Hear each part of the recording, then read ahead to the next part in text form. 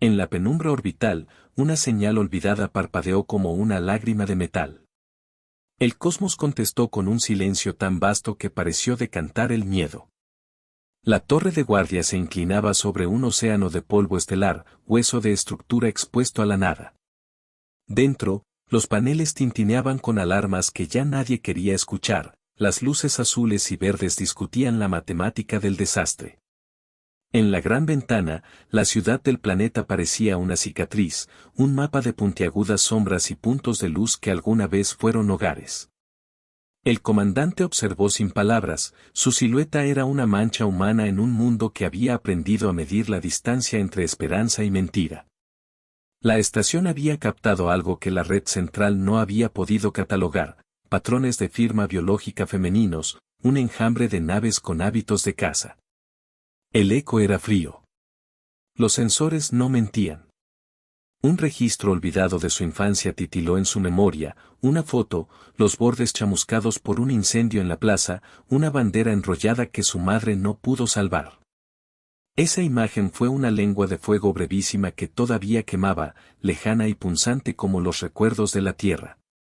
El comandante no tenía título oficial más allá de la costumbre, aprobó nombres de tripulantes con su voz, reescribió rutas de comida y canceló permisos que creía esenciales. Su autoridad nacía de la necesidad. Frente a la ventana, la nave enemiga se recortaba, bella, terrible, y nadie imaginaba que una fuerza entera compuesta por guerreras, estrategas y sacerdotisas de guerra subestimaría la voluntad de un solo hombre y sus vecinos. El planeta respiró tranquilo. La alarma no paró. El silencio se volvió un grito entre las estrellas. El primer contacto no fue un estruendo sino una coreografía, sondas como joyas, membranas que despegaban luz como si tejieran constelaciones. Las féminas alienígenas no eran 20 sino cientos en ensamblaje, cuerpos y naves con diseño coralino que recordaba a criaturas de mares antiguos. Había una estética ritual en su aproximación, cada movimiento sugería una cultura que veía al universo como un jardín a ser cosechado y etiquetado.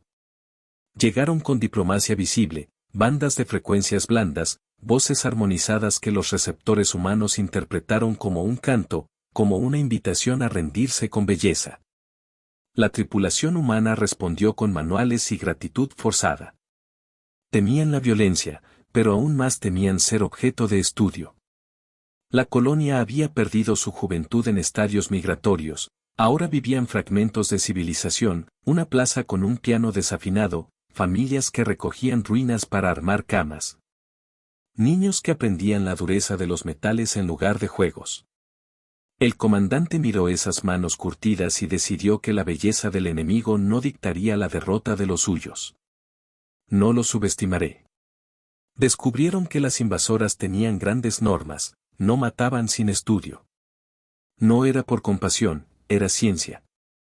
Las mujeres alien eran parte de un imperio matriarcal que prefería separar a los individuos por su valor, no por su número.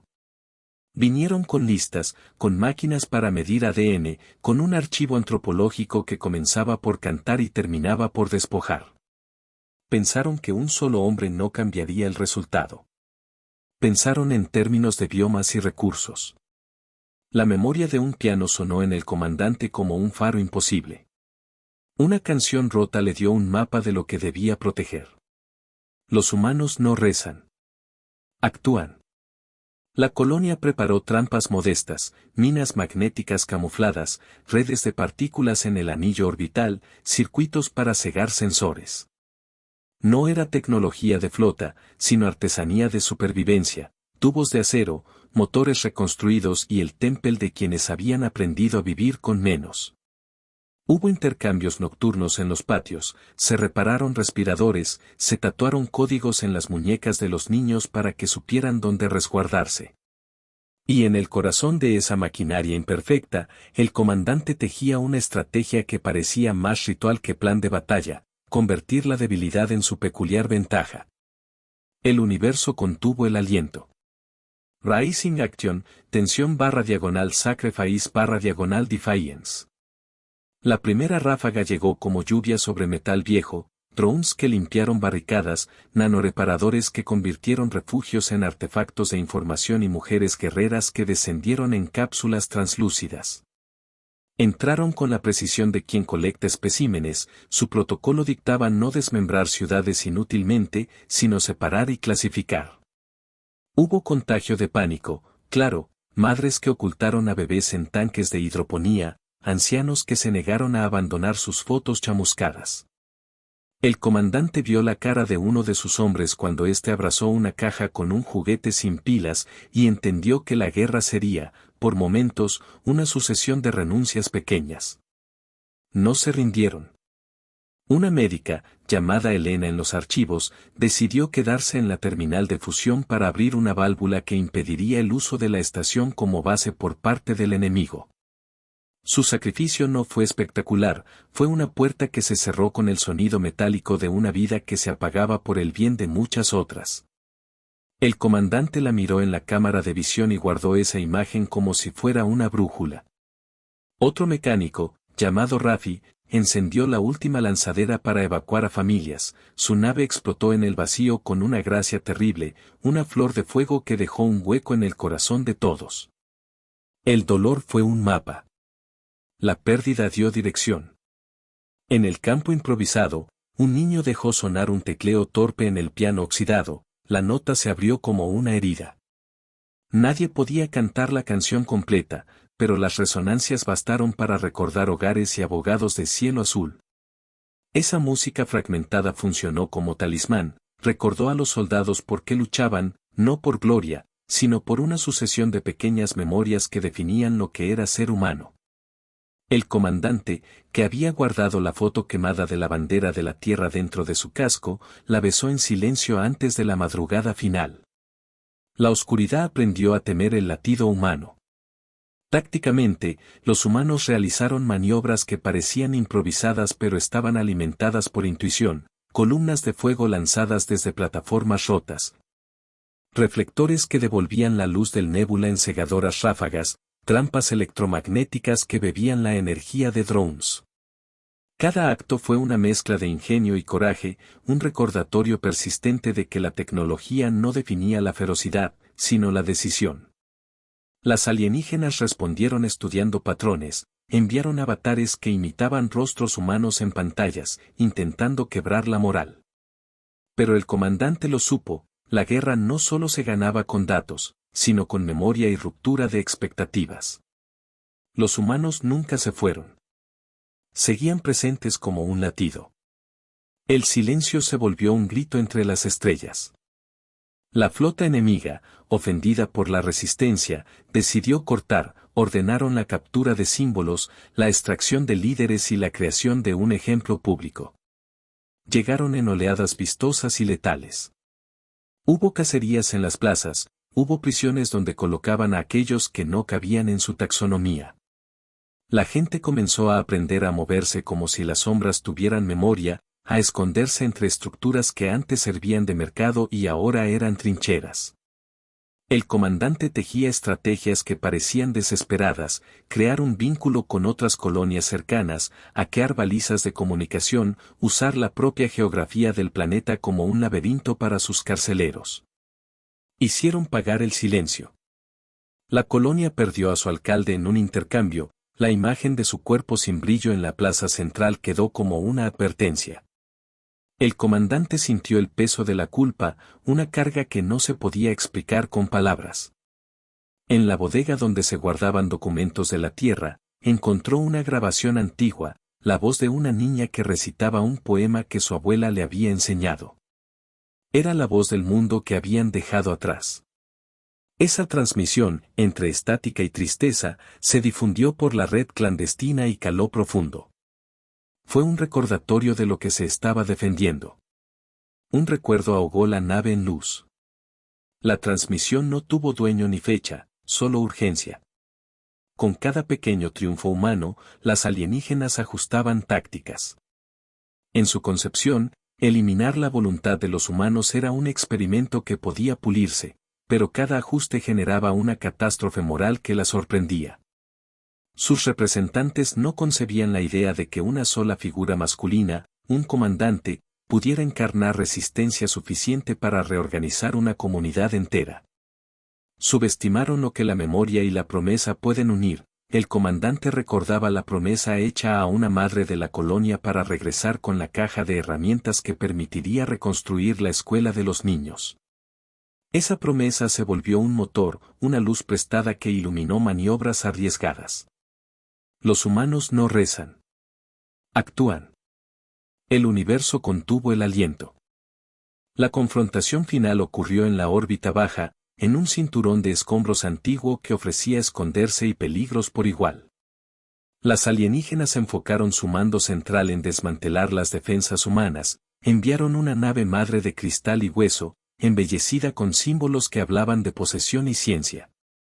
El comandante reunió lo que quedaba de su flota, un surtido de lanzaderas, plataformas armadas y la voluntad de quienes se negaban a aceptar la catalogación de su especie. No tenían superioridad numérica ni tecnología avanzada, tenían rabia, memoria y una cadena de sacrificios que no se detendría. No retrocederán. El enfrentamiento fue violento y poético, naves humanas explotando como fuegos artificiales, naves alienígenas que caían en cascadas de luz, cables que vibraban con energía antigua. El comandante lanzó la maniobra que había calculado con la precisión de quien apuesta a la vida, una ruta de colisión simulada. Una corriente de plasma que llevó a las naves enemigas a cruzar el campo minado que antes eran restos de silos industriales. La jugada fue suicida para algunos, una lanzadera se empotró deliberadamente para abrir una ventana de ataque, pero la ventana se hizo y la flota alienígena perdió su sincronía. La rabia fue justa. La victoria tuvo un apellido, sacrificio. En la órbita, una figura femenina del bando contrario, una comandante alienígena de larga trenza lumínica, descendió en un vehículo de abordaje hacia la estación humana como si quisiera reclamar un trofeo. El comandante la esperaba en la cubierta, no hubo diálogo, solo el ruido de respiradores y el metal que se quejaba.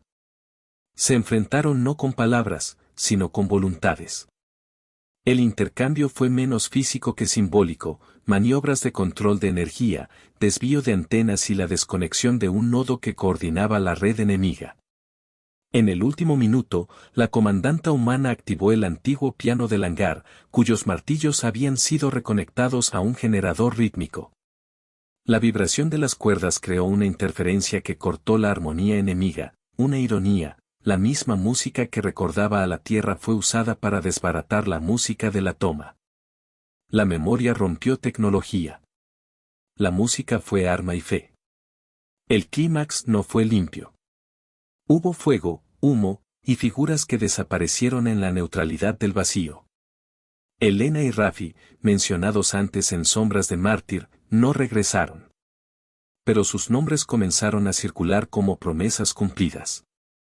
La nave madre se fracturó en pedazos que brillaron como estatuas rotas. Las soldados alienígenas, algunas encandiladas por la belleza de la resistencia, comenzaron a dudar, otras huyeron, replegándose para recatalogar la derrota como un fenómeno puntual. Para el comandante, el triunfo fue frío y cálido al mismo tiempo, un pulgar levantado desde los restos. Los humanos no vendieron su alma. Recuperaron su voz. El silencio se volvió un grito entre las estrellas. La colonia despertó con un paisaje cambiado, edificios dañados, calles que olían a ozono y a humo, pero habitantes que miraban con un brillo nuevo en los ojos. Habían perdido, sí, pero lo que quedó era terriblemente humano y peligrosamente vivo. Se reunieron en los restos de la plaza, colocaron la bandera chamuscada sobre una columna y la cosieron con telas de uniformes y pedazos de naves. El comandante, herido en la mandíbula y con la mirada un poco más aguda, contempló ese colás, no era victoria de conquista, sino un estandarte de resistencia. Fuimos suficientes. Se restauró el piano. Sus notas ya no eran solo una reliquia, eran el golpeteo del próximo porvenir. Una niña, hija de dos desaparecidos, tocó una melodía simple pero firme. La melodía se transmitió en una señal abierta que llegó a otras colonias y que rebotó por fragmentos de la red estelar. Era una transmisión pequeña, sin pretensión de ser mensaje político, era la insistencia de la vida humana en seguir existiendo. El amor que se mostró no fue romántico sino profundo. El comandante recordó la promesa a una madre, el tacto de manos que lo habían alimentado en heladas noches orbitales. Y la tenue sonrisa de una médica que antes de morir le soltó la mano como quien traspasa una antorcha. Esas huellas afectivas no rescataron lo perdido, pero forjaron una razón para continuar. La humanidad luchaba para ser más que un inventario. La historia se difundió. Los mensajes que salieron de ese planeta no pedían ayuda, exigían reconocimiento. En la distancia, el imperio matriarcal reescribió sus protocolos, las matemáticas de la conquista ya no podían ignorar la variable humana. Donde antes hubo tablas de valor, surgió la palabra peligro junto al nombre de la especie. Y en los mercados negros, en las estaciones de salto y en las redes ocultas, la imagen del comandante circuló como advertencia y promesa, una sola figura que se negó a desaparecer, que encendió una resistencia. Los humanos no rezan. Actúan. La cicatriz en la órbita quedó como herencia, los fragmentos de la nave madre, algunos convertidos en monumentos improvisados, otros en molinos que dieron energía para reconstruir. La supervivencia no era un estado estático sino una decisión diaria, plantar de nuevo, tocar de nuevo, enseñar la canción a los niños para que supieran que eran las notas de su mundo. El comandante caminó por la plaza una última vez antes de subir a una plataforma para enviar un mensaje codificado a otras colonias. No era un discurso de líder, era un listado de pasos, herramientas, recuerdos y advertencias que sabían que otros seguirían. La memoria se convirtió en armadura. La promesa, en ley. La última transmisión fue simple, una secuencia de acordes y luego el canto de esa niña, la misma voz que había viajado en la niebla de la comunicación desde los inicios. Miles escucharon la melodía y entendieron que había algo más que estrategias militares implicado, un sentimiento compartido, casi una religión laica, que definía por qué los humanos luchaban. No solo por territorio, sino por la hermosura de lo frágil y la inocencia de las cosas pequeñas. El universo contuvo el aliento. Vinieron por un planeta, pero despertaron a una especie.